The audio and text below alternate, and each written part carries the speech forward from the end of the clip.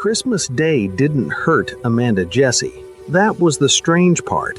No insults, no shouting, no dramatic moment she could point to. Just silence. She sat alone on a bench outside a closed bakery, watching people pass with gifts in their hands and warmth in their faces. Nobody noticed her. Nobody mocked her either. And somehow, that felt worse. Amanda had already decided how the day would end. She would go home early, turn off the lights, and let Christmas pass like every other day she learned not to expect much from. Then, someone sat beside her. Not too close, not asking questions, just there. She didn't look at him at first, didn't know his name, didn't know why people across the street suddenly started paying attention. All she knew was that for the first time that day, she felt seen, not judged, not pitied, just seen. What Amanda didn't know was that this quiet moment would follow her into the night and force her to confront a truth about herself she had been avoiding for years. This isn't a story about being chosen. It's about realizing something when the world finally goes quiet, and Christmas night would make that realization impossible to ignore. Stay till the end, because the most important moment in this story happens when Amanda is completely alone. Before the story continues, let me say this. If any of these stories comfort you, entertain you, or make you feel understood, please subscribe. It's free, but it means everything to this channel. Now, the bench was cold through Amanda's wool coat. December in the city meant gray skies and colder stares, though she'd stopped noticing the latter years ago. She'd developed a particular skill for it, becoming invisible in plain sight. Not because she was small or unremarkable, but because she'd learned that invisibility was sometimes a choice, a protection. The bakery behind her had closed 2 hours early for Christmas Eve. Through the darkened windows, she could still see the empty display cases where gingerbread houses had sat that morning. She'd walked past them deliberately, had felt the familiar tug of want, and then the familiar push of discipline. Amanda Jessie didn't indulge. Not in sweets, not in self-pity, not in the fantasy that holidays were meant for people like her. People like her. The phrase tasted bitter. She was a senior financial analyst at Bridgewater Consulting, the kind of position that came with a corner office view and a salary that made her mother back in Atlanta stop asking when she'd get married. The kind of position she'd earned through 70-hour weeks and a master's degree completed while working full-time. The kind of position that meant nothing on a bench outside a closed bakery on Christmas Eve. Her phone buzzed. A text from her colleague Jennifer. "Office party is amazing. Sure you can't make it?" Amanda had declined. Again. She always declined. That's when he sat down. She noticed the shift in atmosphere before she noticed him. The couple across the street stopped mid-conversation. A man walking his dog actually paused, stared, then hurried away. A car slowed and someone inside took a photograph before speeding off. Amanda turned her head slightly. He wasn't looking at her. He was looking at the same empty bakery window she'd been staring at, his profile sharp in the dimming afternoon light. Korean, she thought, though she immediately felt uncomfortable making the assessment. Mid-30s, maybe. Dark hair swept back from a face that seemed carved from something harder than flesh. He wore a black wool overcoat that probably cost more than her monthly rent, and beneath it, she caught a glimpse of a crisp white shirt. No tie. But it was his stillness that struck her. He sat like Amanda imagined ancient statues sat, complete, contained, requiring nothing from the world around him. "They make good red bean pastries," he said, his voice carrying the faintest accent. "The bakery, when it's open." Amanda blinked. "I wouldn't know. You've been sitting here for 40 minutes. I assumed you were waiting for them to open." She turned to face him fully then. "You've been watching me for 40 minutes?" "No." He met her gaze, and she saw his eyes were dark, almost black, and completely unreadable. "I'm watching the street. You happen to be in it. It should have felt like an insult. It didn't. "I'm not waiting for anything," Amanda said, surprising herself by continuing the conversation. "I'm just sitting on Christmas Eve, outside a closed bakery, in the cold." "Yes," he nodded once, as if this made perfect sense. "I'm Un-woo." The name hung in the air between them. Across the street, the couple was still staring. A black car with tinted windows had appeared at the corner, idling. "Amanda." She didn't know why she offered it. "You don't want to go home, Amanda." It wasn't a question. She should have been offended by the presumption, but instead she found herself responding honestly. "No, neither do I." They sat in silence for several minutes. It wasn't uncomfortable. Amanda couldn't remember the last time silence with another person hadn't felt like a judgment, a waiting for her to be smaller, quieter, less. "The pastries are too sweet anyway," Un-woo said finally.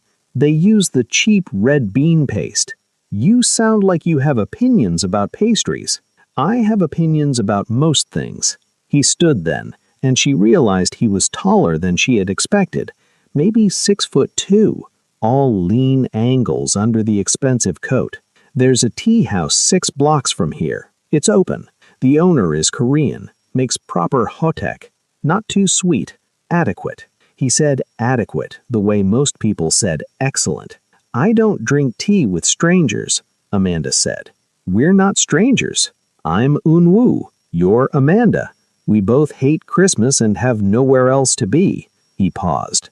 "And you've been sitting on that bench for 40 minutes in 20 degrees weather. I'm offering you hot tea and pastries. You can leave whenever you want." Amanda studied him. There was something off about this entire interaction, something her analyst brain was trying to flag. The couple watching, the idling car, the way he stood like someone accustomed to be obeyed. "Why?" asked Amanda. "Why what? Why invite a stranger for tea?" Un-woo tilted his head slightly, considering. "Because you're the first person I've seen all day who looks as tired of pretending as I am." The words hit something in her chest, a recognition so sharp it was almost painful. 6 blocks, Amanda said, and I'm buying my own tea. Acceptable. Something that might have been amusement flickered across his face. The tea house was called Myeongdong Dreams, tucked between a dry cleaner and a shuttered bookstore. Inside it was warm and smelled of cinnamon and honey. The walls were decorated with traditional Korean fans and contemporary art, an odd mixture that somehow worked. There were only 3 other customers, all giving Un-woo a wide berth as they entered. The owner, an elderly Korean woman, greeted Un-woo with a bow that seemed both respectful and afraid. They exchanged rapid Korean, and I caught the word "sajangnim," boss. "You own this place?" asked Amanda, as they sat at a table by the window. "No, Mrs. Kang does. I own the building." "Ah!" Amanda began to understand the atmosphere, the careful distance. Landlord. Something like that. The tea arrived. Omija tea, 5-flavored tea, Mrs. Kang explained in halting English, setting down 2 delicate cups. Then came the hotuk, the Korean sweet pancakes crisp on the outside, steaming with brown sugar and nuts inside. Amanda took a bite. It was, as Un-woo had promised, adequate, which meant it was delicious. "You were right about the sweetness," she said. "I usually am. Confident. Accurate." He sipped his tea, watching her over the rim of his cup. "You work in finance." It wasn't a question, but Amanda answered anyway. "How did you know?" "The way you assessed me when I sat down. Risk calculation, threat assessment, cost-benefit analysis of speaking to a stranger. Your coat is expensive, but 3 years old. You bought it when you got a promotion and have maintained it carefully because you don't waste money on things that don't last. Your shoes are designer but practical. You dress for a conservative corporate environment but choose brands that suggest you don't care about impressing anyone." He paused. "And your nails." Amanda glanced down at her hands. Her nails were short, neat, unpolished. "You type constantly. Long nails would interfere, but you could afford a manicure. You choose not to because it's frivolous and you probably work 80-hour weeks during quarter end. Finance, senior level, probably analyst or consultant. Amanda set down her tea carefully. That's unnerving. You do the same thing. You've already assessed my net worth, my tailoring, and the fact that people are afraid of me. You've noticed the car that followed us here. You're wondering if you made a mistake coming here, but you're not scared. Should I be? Probably. He broke off a piece of hotuk. But you're not the type to scare easily. You don't know me. No. His eyes met hers again, and this time she saw something beneath the hard surface, a recognition that mirrored her own. I know what it looks like when someone spends every day proving they don't need anyone. I know what it looks like when someone sits alone on Christmas Eve, choosing isolation over the exhaustion of pretending to belong. Amanda's throat tightened. That's quite an assumption. Is it wrong? She didn't answer. Couldn't answer. They drank their tea in silence. Outside, the light was fading. Christmas lights beginning to glow in windows and storefronts. Inside, the warmth and the tea and the strange comfort of sitting with someone who didn't need her to be anything other than what she was began to work on Amanda like a slow spell. I don't like Christmas, she said finally. Neither do I. I don't mean I'm cynical about it. I mean I actively dislike it. The forced cheer, the assumption that everyone has somewhere to go, someone to be with, the way people look at you if you say you're spending it alone, like you're tragic or broken. You're neither tragic nor broken. You're self-sufficient. People find that threatening. Do you? No. He refilled her teacup from the pot Mrs. Kang had left. I find it refreshing. Amanda studied him, really studied him this time. There was something about the set of his shoulders, the way he moved with absolute economy, no wasted gesture. There was power there, the kind that didn't announce itself because it didn't need to. What do you do, besides own buildings?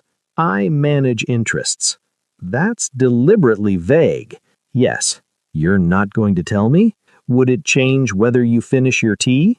Amanda considered. No. Then it doesn't matter. He was right, and that was somehow more unsettling than anything else. She should care. She should be worried. But sitting here, warm and fed and seen by someone who didn't need her to be anything other than what she was, she found she couldn't muster the energy for appropriate caution. This is strange, she said. Yes, I don't do this. I don't talk to strangers. I don't accept invitations from men I've just met. I don't extend them. Unwoo leaned back slightly. You can leave whenever you want, Amanda. The door is there. I won't follow you. I won't ask for your number. This can be exactly what it is. Two people having tea on Christmas Eve because neither of them wants to be alone and then never seeing each other again. It was the perfect out, the safe exit. Amanda picked up her teacup. Tell me something true. About what? About you. Something real. Unwoo was quiet for a long moment, his gaze distant. When he spoke, his voice was softer, almost reflective. I came to this country when I was 19. I had nothing. No family, no connections, no legal status. I was angry and desperate, and willing to do things I'm not proud of to survive. He looked at Amanda. I built everything I have from that anger. And now I sit in rooms with people who fear me, who respect what I've become, and I feel nothing, empty, like I won everything and lost something essential in the process. The confession hung between them, raw and unexpected. Your turn. Amanda set down her cup. I spent my entire childhood being told I was too much, too loud, too big, too ambitious, too everything. So I made myself smaller. Not physically, I could never manage that, and eventually I stopped trying, but smaller in every other way. I became so good at taking up less space that now I don't know how to take up any space. I'm successful, I'm respected, I'm financially secure, and I'm so fucking lonely I could scream. The words came out before she could stop them. She'd never said them out loud before, had never even articulated them fully to herself. Eun-woo didn't look away, didn't offer empty comfort or change the subject. "We're quite a pair," he said finally. Despite everything, Amanda laughed. It came out rusty, unpracticed.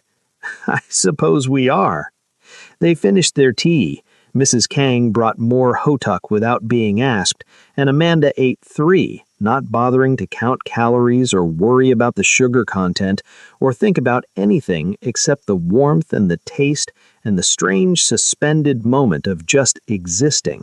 When they finally left, it was full dark outside.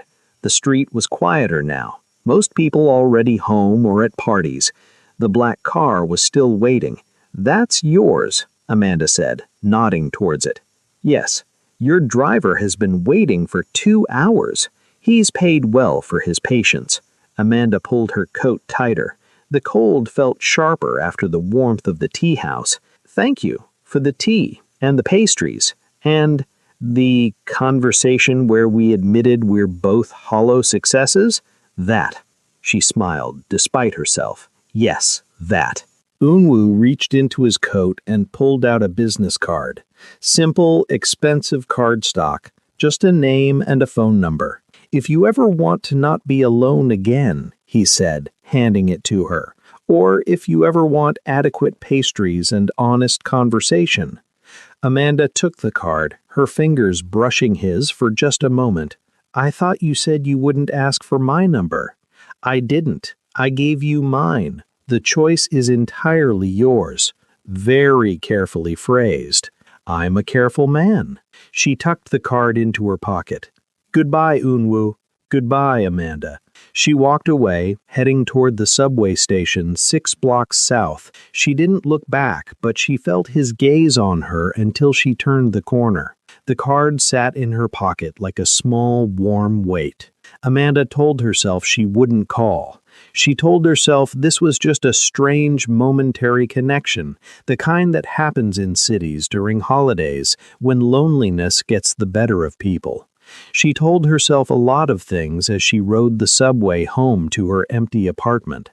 And when she got there, when she turned on the lights and saw the silence stretching out before her like a physical thing, she pulled out the card and stared at the number for a long, long time. 3 weeks passed. Amanda threw herself into work with the kind of focus that had made her successful in the first place. Quarter-end reports, client presentations, a potential merger that required 70-page analyses and 4-hour meetings. She arrived at the office at 6:30 each morning and left after 9 each night. She did not call the number on the card. The card sat on her nightstand, visible every morning when she woke and every night when she turned off the lights. Sometimes she picked it up, ran her thumb over the embossed letters of Eun-woo's name, but she never dialed. If you're watching from Lagos, London, or anywhere across the world, drop a comment and let me know.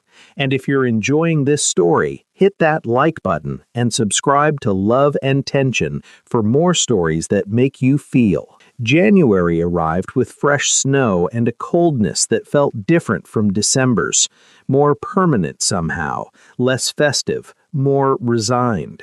Amanda's life continued in its careful patterns: work, gym, groceries, a rotation of 3 restaurants near her apartment where she ate dinner alone with a book, weekend mornings at the library, Sunday afternoons doing laundry and meal prep for the week.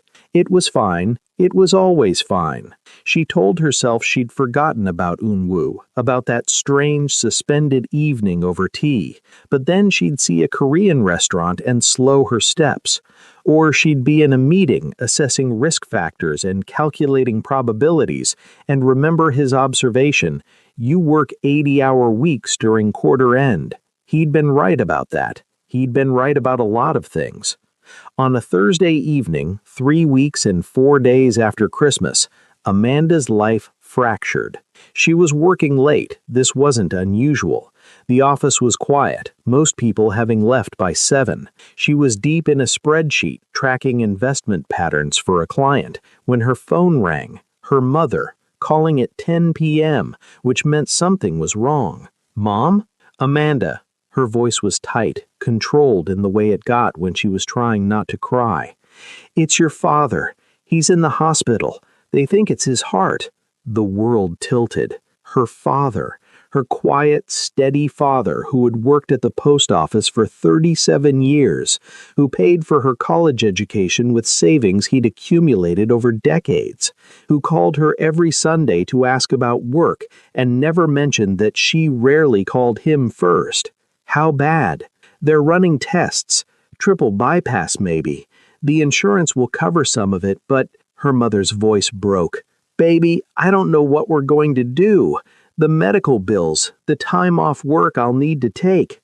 Amanda's analyst brain kicked in immediately, running calculations. Her parents' insurance had a high deductible, her father's medication costs. Her mother couldn't take unpaid leave. They needed her income.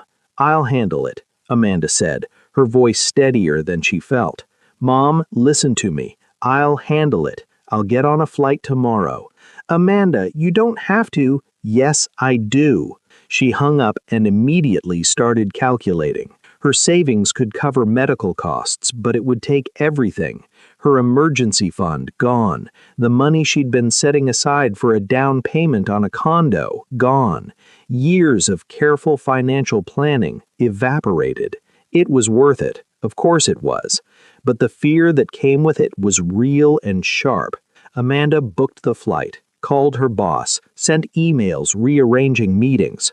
She moved through the practical steps with mechanical efficiency, not letting herself feel anything yet. It was only when she was home packing a bag at midnight that she saw the card on her nightstand. She picked it up without thinking, stared at the number. Unwoo had said, "If you ever want to not be alone again." Her finger hovered over the call button. She put the phone down. She could handle this. She'd always handled things. That's what she did. She solved problems, managed crises, stayed strong. She didn't need anyone. But God, she was tired of not needing anyone. Amanda picked up the phone again. This time she pressed call before she could talk herself out of it. It rang twice. Amanda. His voice was the same, calm, certain, like he'd been expecting her call. How did you know it was me? I only gave that number to one person. A pause. What's wrong? What makes you think something's wrong? It's midnight on a Thursday. You're calling a number you've been staring at for 3 weeks, and your voice is different. Different how? Scared. She should have been offended. She wasn't. My father's in the hospital. Heart problems. I'm flying to Atlanta tomorrow. I don't know why I called. I'm sorry. This was stupid. No. His voice was firm. It wasn't stupid. Where are you? Home. Packing. Give me your address. Unwoo, give me your address, Amanda. She did. She didn't know why, but she did. I'll be there in 20 minutes. You don't have to. 20 minutes. He hung up. Amanda stood in her bedroom holding her phone, wondering what she'd just done. She could text him back, tell him not to come. She could be rational and self-sufficient and fine. Instead, she finished packing. He arrived in 18 minutes. Amanda buzzed him up, then stood at her door, suddenly aware that she was in sweatpants and an old Howard University t-shirt, her hair pulled back in a messy bun. She looked nothing like the composed woman from the tea house. The knock was soft.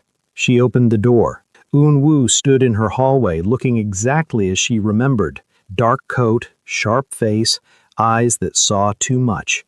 He held 2 paper bags. You haven't eaten, he said, walking past her into the apartment. How could you possibly know that? You've been making travel arrangements and handling a crisis for 3 hours. You didn't eat. He set the bags on her small kitchen counter. I brought soup and those red bean pastries you pretended not to want. Amanda felt something crack in her chest. You remembered. I remember everything you said. He unpacked containers of soup, still steaming. Sit. Eat. Then tell me what you need. I don't need anything. I don't know why I called. Yes, you do. He pulled out a chair at her small table. Sit, Amanda. She sat. He ladled soup into a bowl, something with vegetables and broth that smelled like comfort, set it in front of her with a spoon. Then he sat across from her, not eating, just watching. "I can handle this," she said, picking up the spoon. "I know you can. I've always handled things. I know. I don't need to be rescued. I'm not rescuing you. I'm sitting with you while you eat soup at midnight because your father is in the hospital and you're scared and tired of being strong alone." He leaned back. "There's a difference." Amanda's hands started shaking. The soup spoon clattered against the bowl. And then, without warning or permission, she was crying. Not delicate tears, but huge, gasping sobs that came from somewhere deep and locked away. Years of being strong, years of being fine, years of telling herself she didn't need anyone. Eun-woo didn't move, didn't offer platitudes or try to fix anything. He just sat there, a steady presence in her small kitchen, and let her fall apart. When she finally stopped, she felt hollowed out and exhausted. "I'm sorry," she whispered. "Don't apologize for being human." She looked up at him. "Why did you come? Because you called. Because I know what it's like to carry everything alone. Because 3 weeks ago, you sat with me when I was tired of pretending." He pushed the soup toward her. "Eat, then sleep. I'll stay until your flight if you want, or I'll leave now if you'd prefer. But you're not alone tonight unless you choose to be." Amanda picked up the spoon. The soup was still warm. It tasted like someone cared, which was a flavor she'd almost forgotten. "Stay," she said quietly. "Okay." They didn't talk much after that. Amanda ate. Eun-woo made tea in her small kitchen like he'd been there 100 times. She finished packing while Eun-woo sat on her couch reading a book he'd pulled from her shelf. Beloved, Toni Morrison, one of her favorites. At 3 a.m., exhausted, Amanda finally admitted she needed to sleep. "My flight's at 10, she said. "I'll drive you. You don't have to." "Amanda," he looked at her steadily, "stop telling me what you don't have to do. I'm here because I choose to be. Let that be enough." She nodded, too tired to argue. She went to her bedroom, changed into pajamas, climbed into bed. She expected to lie awake, anxious about her father, about the medical bills, about everything. Instead, she fell asleep in minutes, aware that in her living room, Eun-woo sat awake, a quiet guardian against the night. Eun-woo drove her to the airport in the same black car that had waited outside the tea house. In the early morning light, Amanda could see him more clearly, the fine lines around his eyes, the scar along his jaw that she hadn't noticed before, the way his hands rested on the steering wheel with absolute certainty. "You don't have a driver today," she observed. "No." "Why not?" "Because this isn't business. This is personal." The word hung between them, significant. They rode in comfortable silence for several miles before Amanda spoke. "You never told me what you actually do." "No." "Are you going to? Would you like me to lie?" "I'd like you to be honest." "I manage certain operations. Import-export primarily, some real estate holdings, various business interests that required discretion and connections." "That's still vague." "Yes." He turned his attention back to the road. "I operate in gray areas, Amanda. Not quite legal, not quite illegal. The kind of business that keeps me wealthy and keeps me from sleeping well at night." "You're telling me you're a criminal." "I'm telling you I'm complicated." He paused. "Does it change things?" Amanda considered. She should be shocked, should demand to get out of the car. But she'd spent 3 weeks doing due diligence on the card in her pocket, and some part of her had already known. "No," she said finally. "I think I already knew you weren't entirely legitimate. People don't look at landlords the way they look at you. And you're not concerned?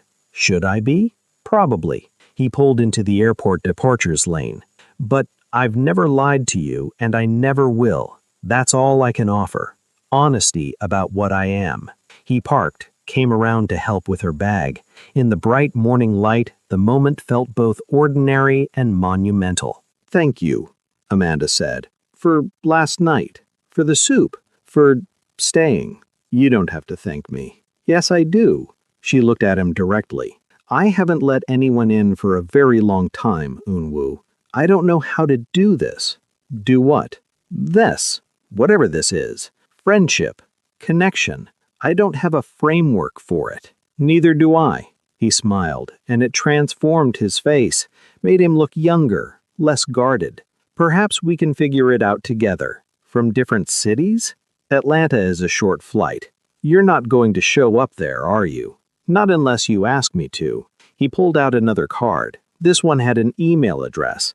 But if you need anything while you're there, anything at all, contact me. Amanda took the card, added it to the first one in her wallet. You know I'll probably never call. Yes, but you might. He stepped back, hands in his pockets. Take care of your father, Amanda. Handle what needs handling, and then decide if you want someone in your life who sees you completely. She left then, walking through the sliding doors into the terminal. When she looked back, he was still there, watching, not moving, just present. The flight to Atlanta was turbulent, but Amanda barely noticed. She was thinking about gray areas and honest criminals and the strange comfort of someone who didn't need her to be anything but herself. Her father's surgery was successful. Triple bypass, 3 hours, and he came through strong. Amanda spent 2 weeks in Atlanta, managing medical bills and insurance companies with the same efficiency she applied to corporate accounts. She paid $47,000 out of her savings, arranged payment plans for the rest, set up a system for her mother to manage medications and follow up appointments.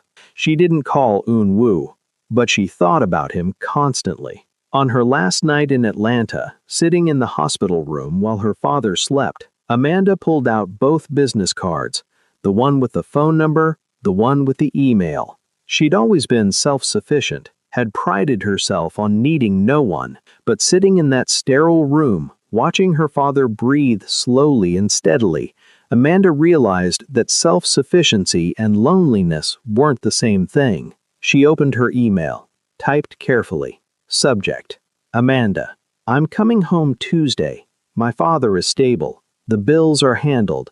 I'm fine. I'm also tired of being fine alone. Coffee sometime? Real coffee, not adequate tea. Amanda. She sent it before she could reconsider. The response came in less than 5 minutes. Amanda, Wednesday, 3 p.m. There's a coffee shop in Brooklyn called Reveille. They make exceptional espresso and terrible scones. I'll be at the table by the window. E. Amanda smiled for the first time in 2 weeks. Reveille coffee was everything Unwoo had promised. Exceptional espresso, terrible scones, and a window table where he sat reading a newspaper like he'd been there for hours. Amanda stood outside for a full minute, watching him through the glass. He looked different in daylight, less intimidating, more simply present. His coat was hung on the back of his chair. His shirt sleeves were rolled to his elbows. He was, she realized, the most contained person she'd ever met. She went inside. He looked up immediately, as if he'd been aware of her the entire time she'd been standing outside. You're early, he said. You're earlier. I'm always early. He stood, pulled out her chair. How's your father? Recovering. Frustrated that he can't go back to work yet. She sat, accepted the espresso he'd already ordered for her. You remembered how I take my coffee. Light, no sugar. You mentioned it at the tea house. I mentioned a lot of things at the tea house. I remember all of them. They fell into conversation easily, easier than should have been possible for two people who'd only met twice. Amanda told him about Atlanta, about her parents, about the strange comfort of being needed even when being needed was exhausting. Unwoo told her about a business deal that had gone wrong, about trust betrayed, about the particular exhaustion of managing an empire built on reputation and fear. Do you ever want to walk away from all of it? Asked Amanda. Every day. He stirred sugar into his third espresso. But walking away isn't that simple when you've built everything from nothing. Where would I go? What would I do? I am my work. Amanda, without it, I'm not sure what remains. A man who buys pastries for strangers and remembers coffee orders, she said. That remains. He looked at her for a long moment, something shifting in his expression. You see me differently than most people. How do most people see you? Dangerous, powerful, useful or threatening depending on their needs. And how do I see you? Like I'm a person, just a person. He set down his cup. It's unsettling. Good unsettling or bad unsettling? I haven't decided yet. They stayed until the coffee shop closed at 9, talked about everything and nothing. Amanda found herself laughing at his dry observations about terrible coffee shop music and the couple 3 tables over having an obviously awkward first date. When they finally left, walking into the Brooklyn evening, Amanda felt lighter than she had in months. Can I see you again? Unwoo asked, as they stood on the sidewalk. Not in 2 weeks. Soon. I work late most nights. So do I. We can work late together. I have an office with an excellent view. You can bring your laptop. We don't have to talk. Just not be alone. It was such a strange invitation. Such an honest one. Friday, 7 p.m. Text me the address. I will. He stepped closer, and for a moment he thought he might kiss her. Instead, he took her hand, held it briefly. Thank you for coming today. Thank you for being here. She took the subway home, and the whole way she felt the ghost of his hand in hers. They fell into a pattern after that. Friday nights became their time. Sometimes they met at his office, a converted warehouse space in Red Hook with floor-to-ceiling windows overlooking the harbor. They'd work in companionable silence, the sound of typing and occasional comments about work the only interruption. Sometimes they met at restaurants, places Unwoo knew that Amanda never would have found. Korean barbecue in Flushing, where the owner greeted him like family. A tiny Ethiopian place in Harlem, where they ate with their hands and Unwoo told her about traveling through East Africa when he was younger. They never called them dates. Neither of them defined what this was, but it was something. Amanda felt herself changing in small ways. She accepted a lunch invitation from Jennifer at work. She took a Saturday off to visit a museum. She laughed more easily, felt less like she was performing competence and more like she was simply living. You seem different lately, her mother said during their Sunday call. Lighter. I've been working less, Amanda lied. Or maybe you've been spending time with someone? Her mother's voice held a knowing warmth. Maybe, Amanda admitted. She still didn't tell anyone about Unwoo. How could she? I'm spending time with a Korean man who operates in legal gray areas and whom people fear for reasons I don't entirely understand. It didn't translate well. But on Friday nights, when she sat in his office and he brought her tea without asking, and they existed together in easy silence, none of that mattered. It was a Friday in late February when things shifted. Amanda arrived at Unwoo's office at 7 as usual, her laptop bag over her shoulder, ready for their quiet evening of parallel work. But when she entered, she found him standing at his window, tension visible in every line of his body. What's wrong? She asked, setting down her bag. A complication. He didn't turn around. A business partner from Seoul is in town. He wants to meet tonight. Here. Oh, Amanda picked up her bag. I should go. No. He turned then, and she saw something fierce in his expression. I want you to stay. Unwoo, if this is business, it's always business with Park, but you're not business. You're...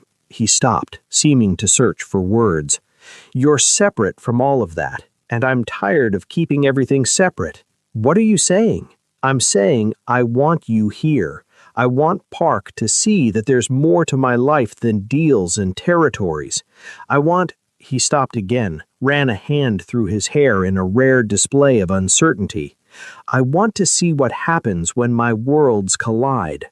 Amanda should have said no, should have maintained the boundaries they'd so carefully constructed, but looking at him, this man who was always controlled, always certain, now standing vulnerable in his expensive office, she found she couldn't. Okay, she said, I'll stay. Relief flooded his features. "Thank you." Park arrived at 7:30. He was older than Unwoo, maybe mid-50s, with silver hair and a suit that probably cost more than Amanda's monthly salary. His eyes were sharp, assessing, and when he saw Amanda, they narrowed. "Unwoo," he spoke in Korean, rapid and sharp.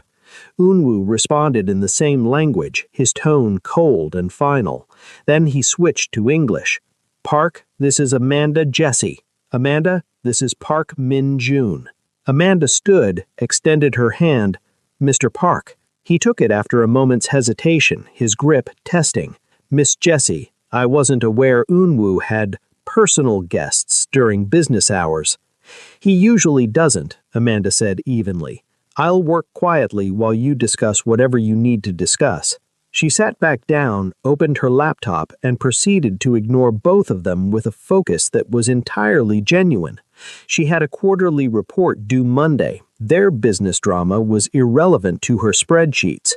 But she was aware of Park's frequent glances, of the tension in the room shifting from straightforward business negotiation to something else: assessment, judgment, power testing. The meeting lasted 2 hours. Amanda worked through it all, occasionally making notes, once getting up to refill her coffee without asking permission or acknowledging she was interrupting. Finally, Park stood to leave. "Unwoo, we'll continue this discussion later, privately." "No." Unwoo's voice was quiet, but absolute. "Amanda stays. If we continue this discussion, we continue it now, or we don't continue it at all." Park's expression darkened. "You're making a mistake. That's for me to decide. Is she worth jeopardizing our arrangement? She's not part of our arrangement. She's not part of my business at all. She's separate, and she stays separate. That's non-negotiable." Amanda closed her laptop, looked directly at Park. "Mr. Park, I don't know what business you have with Unwoo, and I don't need to know. But if your arrangement requires him to have no personal life, then perhaps your arrangement is the problem, not his choices." The room went very quiet. Park stared at her, something like surprise flickering across his face. Then, unexpectedly, he laughed. "Bold," he said to Unwoo in English.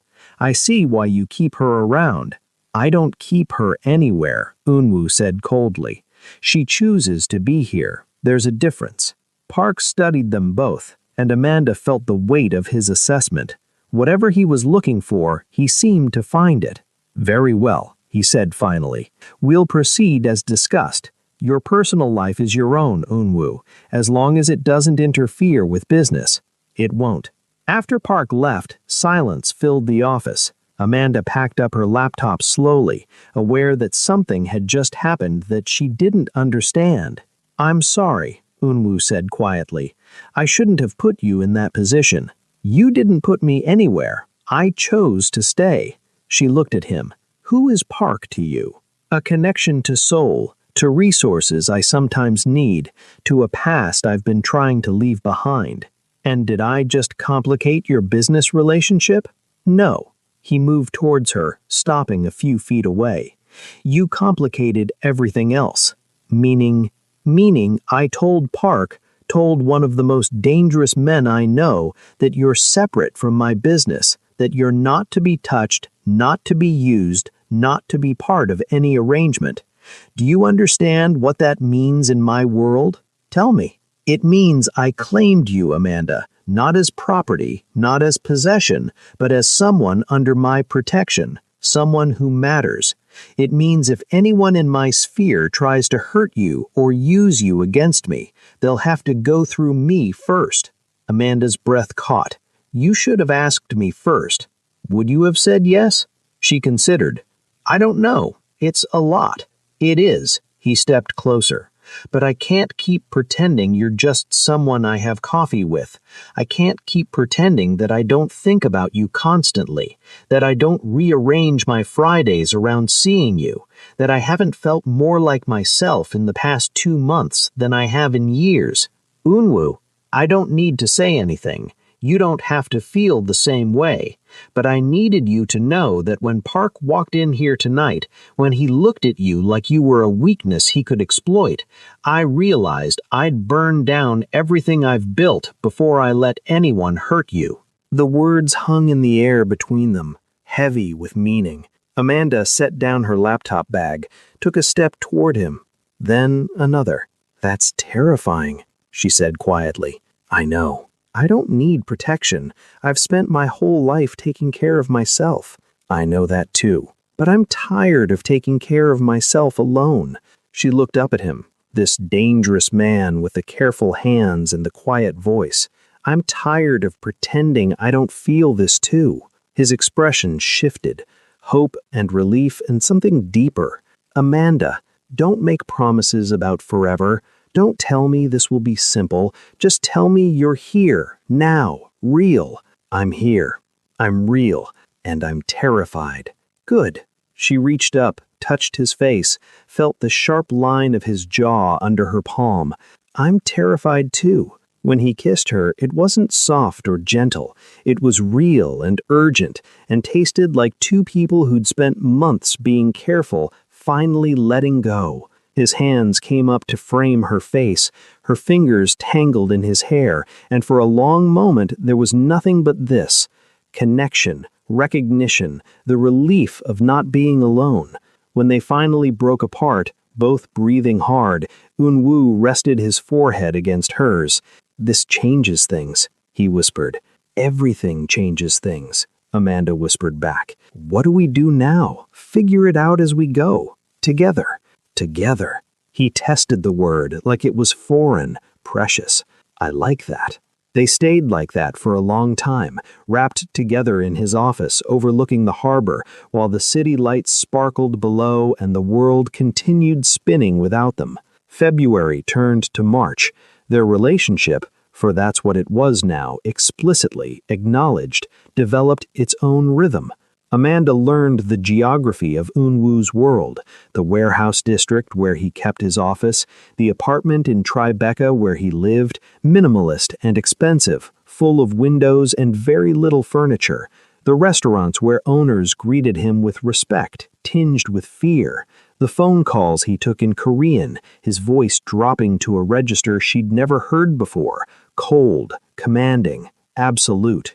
She learned that he drank omega tea when stressed, that he was left-handed, that he had a scar on his shoulder from a knife fight when he was 20, that he'd killed 2 men in self-defense and didn't sleep well because of it, that he donated anonymously to 3 different charities focused on immigrant services and youth programs. He was complicated, more complicated than she'd ever imagined, but he was also gentle with her, patient.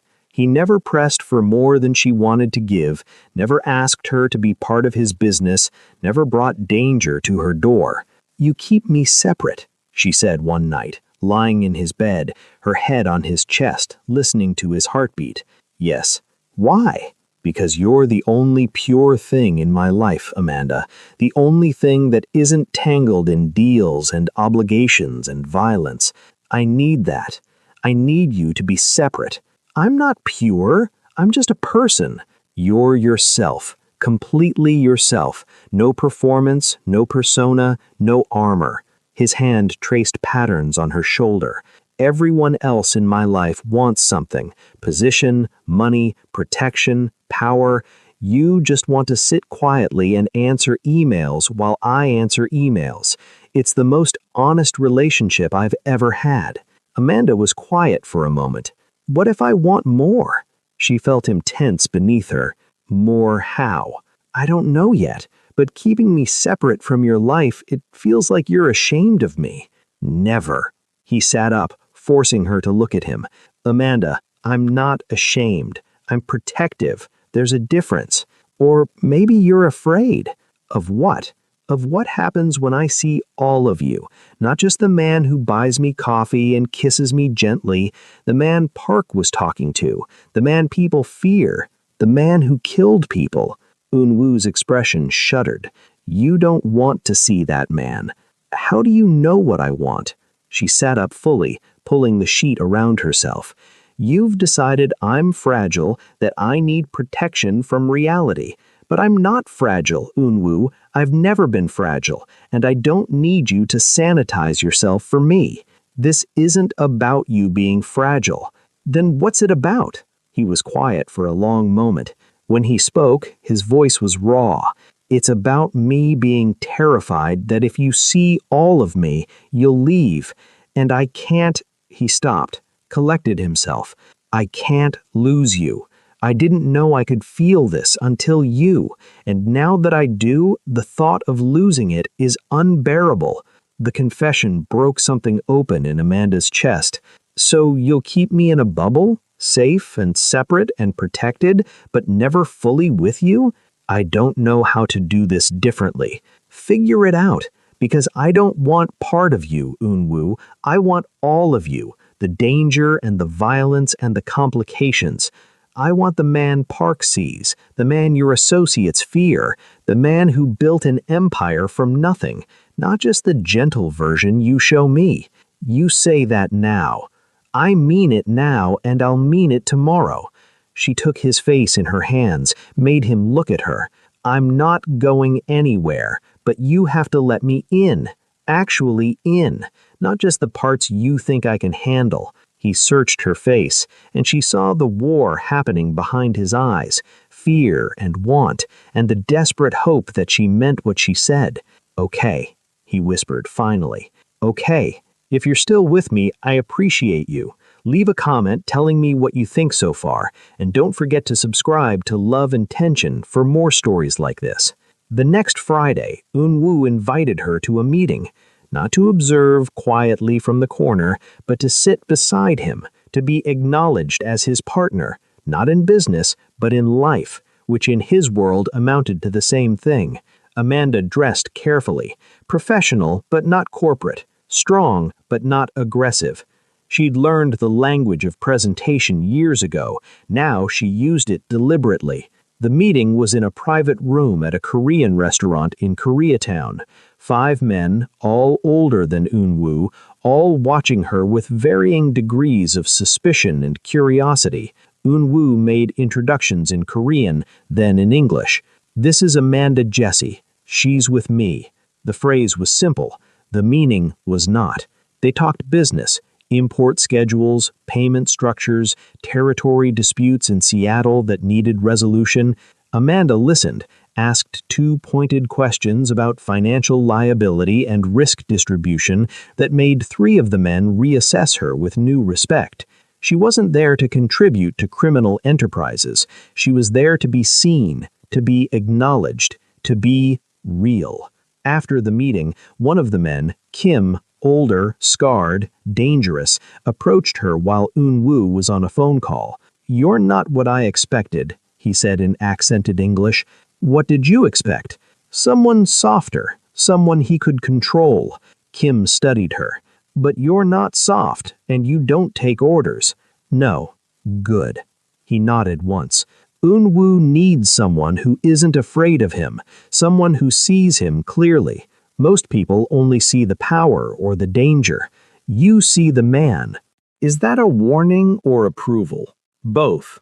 Kim smiled, and it wasn't entirely friendly. He's made you a target by acknowledging you publicly. You understand that.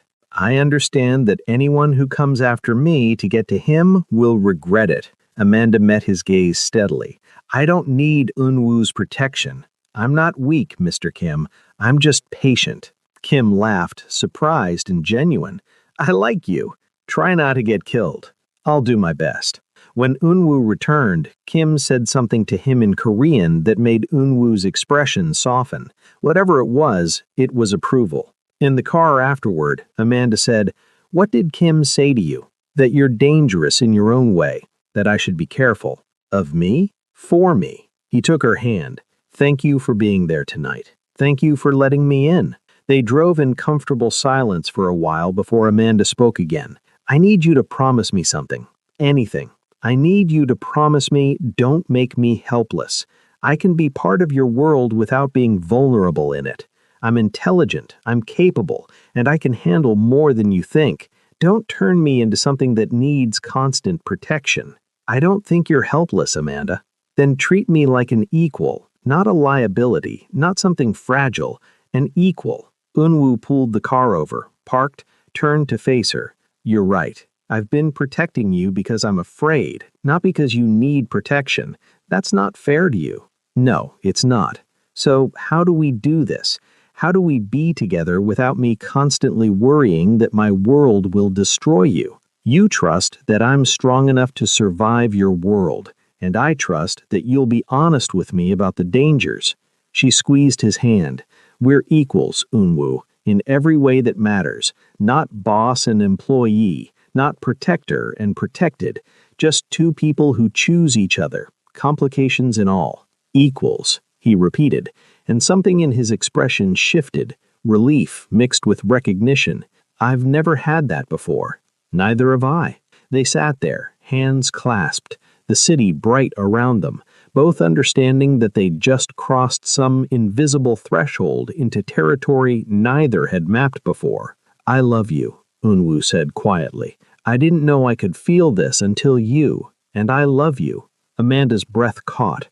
She'd been waiting for those words without realizing it, had been carrying her own admission for weeks. I love you too, she whispered. Complications and all. When he kissed her, it felt like a promise, not of safety or simplicity, but of truth, of being seen completely and choosing each other anyway.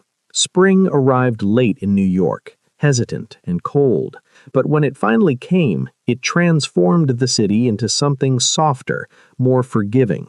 Amanda and Unwoo settled into a life that was neither simple nor safe, but was entirely theirs. She kept her job at Bridgewater, kept her apartment as a space that was only hers. He continued managing his complicated empire, making deals and maintaining power with the same cold efficiency he'd always had. But between them, there was warmth, there was honesty, there was the strange comfort of being completely known. On a Thursday in late March, Amanda's boss called her into his office. I'm recommending you for partner, he said without preamble. The board meets next month. If you accept, you'll be the youngest partner in the firm's history, also the first black woman partner. Amanda sat down slowly. Thank you. You've earned it, Jesse. Your work is exceptional. Your clients trust you. You're exactly what this firm needs moving forward. He slid a folder across the desk. The compensation package is in here. Take the weekend to think about it. She left his office in a daze, the folder heavy in her hands. Partnership. Everything she'd worked for, everything she'd sacrificed for, and she felt empty. That night, she sat in Unwoo's apartment, the folder unopened on his coffee table, staring at nothing. Congratulations, he said, sitting beside her, careful not to touch her unless she wanted it. Thank you. You don't sound happy. I'm not unhappy. I'm just confused. About what? Amanda gestured at the folder. This is everything I wanted. Everything I've spent 10 years building towards. I should be ecstatic. But you're not? No. She looked at him. Do you ever feel like you achieved everything you wanted and then realized the wanting was more satisfying than the having? Every day. He leaned back. What do you want, Amanda? Really want? Not what you think you should want. She was quiet for a long time. Outside, the city hummed with its endless energy. Inside, the question hung between them like something alive. I want to matter, she said finally. Not matter to a corporation or title. I want my work to mean something beyond profit margins and client retention. Your work matters now, does it? I help rich people get richer. I'm exceptional at it. But what does it change? Who does it help? Unwoo was quiet, letting her work through it. My father almost died because he couldn't afford proper health care.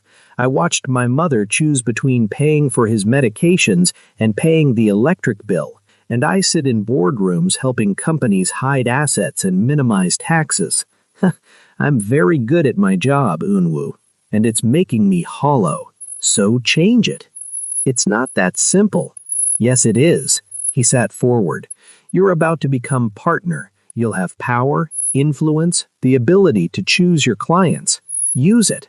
Take on the clients whose work actually matters to you. Or don't take the partnership. Start your own firm. Consult for nonprofits. Amanda, you're not trapped. You're just afraid. Afraid of what? Of admitting that what you've been chasing for a decade isn't actually what you want. Of starting over. Of being uncertain. He took her hand. I know that fear intimately. I've built everything I have from it. What would you do if you could start over? I'd do something legitimate, something that helped people instead of exploiting them. He smiled sadly. But I can't start over. My past is my past. You, however, you can choose differently. Amanda looked at the folder, the partnership offer, the validation she'd been seeking. What if I fail? Then you fail, and you try something else. But at least you'll fail doing something that matters to you. She opened the folder, read through the terms. The salary was substantial, $340,000 base, profit sharing that could double that. The prestige was significant. The security was absolute. She closed the folder. I'm going to turn it down, she said, surprised by her own certainty. Are you sure? No, but I'm sure that taking it would be the safe choice, and I'm tired of making the safe choice. She looked at him. You make me braver. Did you know that? You were always brave. You're just starting to believe it. Maybe. She set the folder aside. I need to figure out what I actually want. Not what I think I should want. What I want. Take your time. Figure it out. I'll be here. Promise? Promise. He pulled her close, and she let herself be held. Let herself be uncertain. Let herself be in the process of becoming something new. Amanda turned down the partnership. The decision shocked her colleagues, disappointed her boss, and confused her mother. But when she said the words, I need to do something that matters more, she felt lighter than she had in years. She gave notice, worked her final month with the same excellence she'd always brought, and on her last day, she walked out of Bridgewater Consulting with no plan, no safety net, just the strange exhilaration of free fall. Yoon-woo took her to dinner that night at a tiny restaurant in Queens that served the best Korean food she'd ever tasted. To new beginnings, he said, raising his glass. To not knowing what comes next, she countered. Even better. They drank, ate, laughed. Around them, families celebrated birthdays and anniversaries. Normal people living normal lives. Amanda felt both apart from them and deeply connected to them, part of the human experience of choosing, failing, trying again. I've been thinking, Yoon-woo said later as they walked through the quiet streets back to his car. Dangerous habit. I want to do something legitimate, something legal. I've been setting up the structure for months, transferring operations to people I trust, liquidating certain assets, establishing clean businesses. Amanda stopped walking. You're leaving your organization? Not entirely. Some things can't be unwound.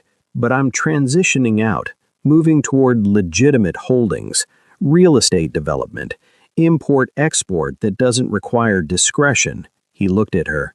It'll take time, maybe years, but I want to build something I'm not ashamed of. Because of you? Because of you? Because of myself? Because I'm tired of being afraid of my past catching up. He took her hands. I'm 36 years old, Amanda. I've spent half my life building power I don't want. Maybe it's time to build something else. What if your organization won't let you go? Then I'll handle it. But I'm choosing this, choosing differently. You inspired that. She kissed him then, there on the quiet street in Queens, tasting possibility and fear and hope all mixed together. Months passed. Summer turned to fall. Fall turned to early winter. Amanda started her own consulting firm, small and selective. She took on 3 clients, a hospital system developing a new payment model for uninsured patients, a nonprofit creating affordable housing, and a cooperative of immigrant workers pooling resources. The money was less, The hours were longer. The satisfaction was immense. Yun-woo continued his slow transition, methodically dismantling the more problematic aspects of his empire while building legitimate alternatives. It was delicate work, dangerous work, but he moved through it with the same careful certainty he brought to everything. They built a life together that was messy and complicated and real. Some nights Amanda stayed at his place, some nights he stayed at hers. They never moved in together. Both valued having their own space too much, but they built rituals. Sunday morning dim sum, Wednesday evening runs along the East River, Friday nights working in comfortable silence. They fought sometimes about her taking on too many clients, about him not fully leaving his past behind, about what commitment meant and whether they needed to define it. But they fought honestly, never walking away, always coming back to the central truth. They chose each other, daily, deliberately, and then December arrived, Christmas approaching like a deadline neither of them wanted to acknowledge. On Christmas Eve afternoon, Amanda found herself sitting on the same bench outside the same bakery she'd sat a year ago. It was deliberate, a pilgrimage of sorts, an assessment of how far she'd come. The bakery was open this year. Through the window, she could see families buying gingerbread houses and red bean pastries. The display cases were full, cheerful, inviting. She didn't go in. Instead, she sat, watching the street, thinking about the woman who'd sat here 12 months ago. That woman had been so tired, so empty, so convinced she didn't need anyone. "You're early." Amanda looked up. Yun-woo stood there, 2 cups of coffee in hand, wearing the same dark coat he'd worn that first day. "You said to meet you at the tea house at 5. "I did. It's only 4. He sat beside her, handed her a coffee. "But I had a feeling you'd come here first. Am I that predictable?" "No, but I've known you." He sipped his coffee. "What are you thinking about?" "Last year. How different everything is. Better or worse?" "Different," she said honestly. "I was so sure I had it figured out last year. I knew who I was, what I wanted, how to survive. I had control. And now? Now, I have no idea what I'm doing half the time. I make less money, I have more questions than answers. I've let someone in who makes me vulnerable." She looked at him. "And I'm happier than I've ever been." Yun-woo smiled, and it transformed his face the way it always did. "I know the feeling." They sat in comfortable silence for a while, watching people pass with their Christmas shopping and their warm coats and their busy lives. "Last year, I sat here and felt invisible," Amanda said quietly, "like I was apart from everything, outside looking in. And now? Now I feel like I'm part of it, part of the mess and the hope and the stumbling forward." She turned to him. "You did that. Not by saving me or fixing me, just by seeing me, by choosing me, by being patient while I figured out how to let someone in. You did the same for me." His voice was soft. "I was drowning in power and violence and emptiness, and then you sat with me and made me remember what it felt like to be human, to want something besides control. We saved each other," Amanda said. "Yes, we did." She leaned into him, his arm coming around her, and they sat like that as the afternoon faded into evening. Around them, the city prepared for Christmas, lights twinkling, carols playing from store speakers, the sense of celebration thick in the air. But Amanda wasn't thinking about Christmas. She was thinking about the year between then and now, about leaving her partnership, about Yun-woo slowly, carefully dismantling the empire that had defined him, about learning to be vulnerable, about discovering that strength and softness weren't opposites, but complements. "Thank you," she said quietly. "For what? For sitting beside me last year, for not asking questions or offering solutions, just being there. Thank you for calling me when your father was sick, for trusting me with your fear, for letting me see you completely. The sun was setting now, winter light turning everything gold and soft. Soon they would go to the tea house, maybe eat those adequate pastries, maybe talk about their year, maybe just exist together in the warm certainty of being known. But for now, they sat on the bench where it all began. Two people who'd found each other in their loneliness and built something real from it. "Merry Christmas, Amanda," Unwoo said. "Merry Christmas, Unwoo." She kissed him softly, tasting coffee and the sharp winter air. When they stood to leave, he took her hand, and they walked together toward the tea house, toward the evening, toward whatever came next. Later that night, after the tea house, after dinner at the tiny Queen's restaurant that had become theirs, after kissing goodnight and agreeing to meet again tomorrow, Amanda returned to her apartment alone. She poured a glass of wine, stood at her window overlooking the city. The lights spread out before her like a map of possibilities, infinite and changing. A year ago, she'd stood at this same window and felt nothing, emptiness where meaning should be, success that tasted like ash. Now she felt uncertain, scared sometimes, vulnerable in ways that still made her uncomfortable. But she also felt alive.